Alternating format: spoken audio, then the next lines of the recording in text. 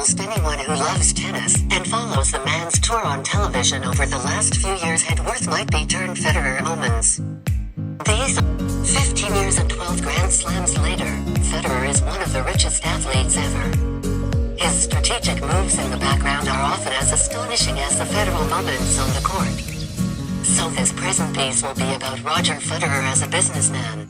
Ever since I signed the Uniqlo deal and now I've gotten together with On, it's changed a little bit. I know I'm going to be working also beyond my playing days, which I was anyway always going to do also with my charity. And then I have my 4 children and my wife, and I want to spend maximum time there. So I'm really excited about it. That he is excited about it. Roger Federer is on the way to join the very elite club of athlete billionaires. Members so far are Michael Jordan, Tiger Woods, and Floyd Mayweather. 7 years on the Players' Council, Federer has been responsible for increasing prize money at Grand Slam tournaments. He also press conferences in 4 languages. He works in an exemplary manner for her sponsors, and he is involved and invested in some fast-growing ventures that are expanding his influences beyond the court. We are going to take a closer look at how those areas are connected and identify the traits that make Federer a successful player in the world of business. At the end of each year, the Association of Tennis Professionals is announcing the prize money leaders of the season, with only one exception. Federer has been in the top 10 each season for the last 20 years.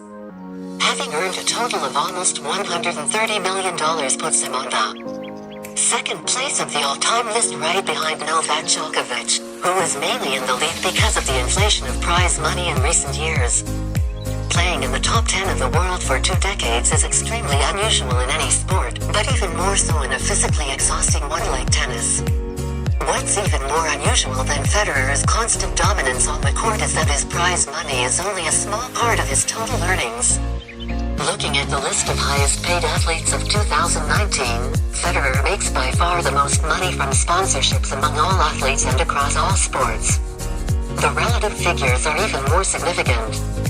Over 90% of Federer's earnings are from endorsements. No other athlete even comes close to that.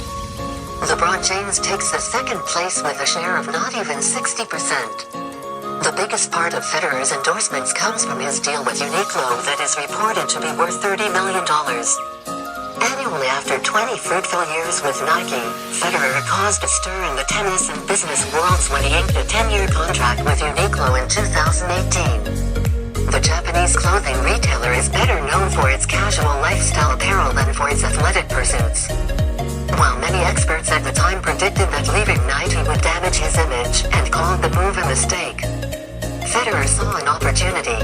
He said, "I thought it would be a wonderful step into new endeavors, an entrepreneurial stage incorporating philanthropy, innovation, and new regions of the world." This illustrates very well how Federer approaches his business decisions. He always considers the long-term consequences and plans ahead. A sticking point with Federer and Nike was the American company's insistence that he would be paid only if he was playing. That's not the case with Uniqlo, which envisions Federer transitioning from tennis player to global ambassador. The list of sponsorships doesn't end with Nike and Uniqlo, though it reads like a who's who of global luxury brands. For example, thanks to his role as a brand ambassador for Mercedes-Benz, Federer has a large car collection. He partnered with a German automaker in 2008 and renewed the deal in 2018. The multi-year partnership is estimated to earn him $5 million a year. Federer is also one of the best-known ambassadors for Rolex. You won't see him lifting a trophy without one of the luxury watches on his wrist, each of them hand-picked to match the tournament. This is what distinguishes Federer from other professional athletes. He is very well aware of his commitments and knows how to endorse his sponsors at all times. Although we never won Wimbledon ourselves with all the dopamine and thoughts running through your head, it's probably easy to forget to put on a watch, but that's what Federer does reliably almost every time to make sure the company gets the visibility it is paying for. Another secret of Federer to creating value for brands is having more than one person or 2 markets. Of course, there is the image of the successful and hard-working athlete that sells sporting goods, and there is a person of thoughtful and pursue the gentleman who sells watches and cars. The international and culture-loving person, artist or pasta, the local hero persona to sell anything Swiss. You get the idea. This is not by accident, but a strategic move from Federer. Next to his professionalism to develop ideas and projects that energy goes beyond his collaborations with global brands. He utilizes it more and more to push ahead his own ventures. In 2012, Federer told his longtime agent Tony, "Got sick, you saw me well, but I saw myself better, so let's start a joint company," and that's what they did with the player's agency teammate. At the end of his sporting career, Federer is more than just a tennis player of the agency, and increasingly acts as company representative. His political moves are now as feared as those he prepares with a beautiful one-handed backhand.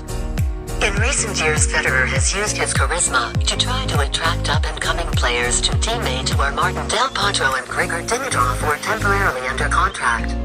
With the only 15-year-old American choreograph teammate has an exceptional talent in its ranks. Alexander Zverev signed with the agency as well with Swarovski-Midman. Teammate has gained further influence, but the most important driving force is not a player. It is the Laver Cup. The competition created 3 years ago by Federer and Godsig with the help of the Australian and American tennis federations. The matches between a world and the European selection that Federer has always led present the often very traditional tennis board in a modern look. Almost all the top stars compete as team players with the necessary seriousness at the actual show event.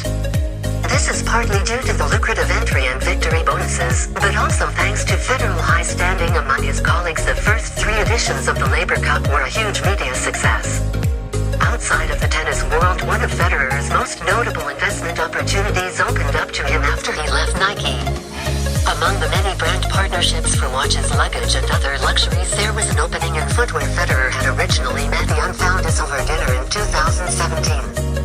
Several years after he had first noticed how many people in Switzerland were wearing their shoes, he has now become an investor and as well as a contributing product designer and representative for the brand, which was started in 2010 in Zurich.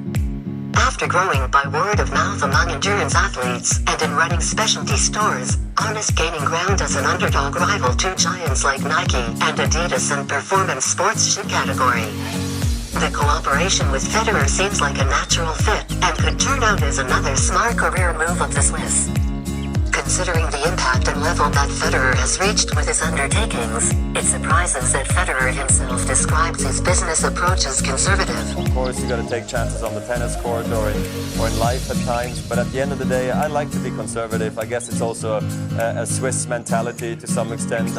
I believe I dream big, but yet we play it safe to some extent, and and I think that's what it is. I've never done crazy, silly investments, even though this is a big investment add-on, and this is the biggest one yet in my time, but I'm very confident about it, and I really think it's going to be a great future for both of us. But you want to be careful and surround yourself with the right people, of course. Surrounding yourself with the right people is one of the traits that Federer masters best. The obvious example is his wife Mirka, who has been praised many times to have a huge influence on Federer's success and for being a key driver in his career. Great teamwork and leadership skills, credibility, and a strategic mindset made Federer already stand out as a professional athlete. Now he applies the same traits off the court to shape his financial decisions and proves that they are just as valuable in the world of business. Despite all the projects and politics that he is involved in, Federer has also some fun retirement plans. In 2018, he told a Swiss newspaper that he has bought an old bus from the 60s which he plans to drive around Europe once he has some spare time, and whenever he doesn't feel like traveling, he probably won't have the worst time staying at home in his mansion on Lake Zurich. With all the adventures and ventures that he has kicked off in the last years of his career, he will most likely not get bored but keep pushing the boundaries, whether on court or importance. Make sure to like this video and subscribe to Richie Rich. Thanks for watching, and we'll see you next time.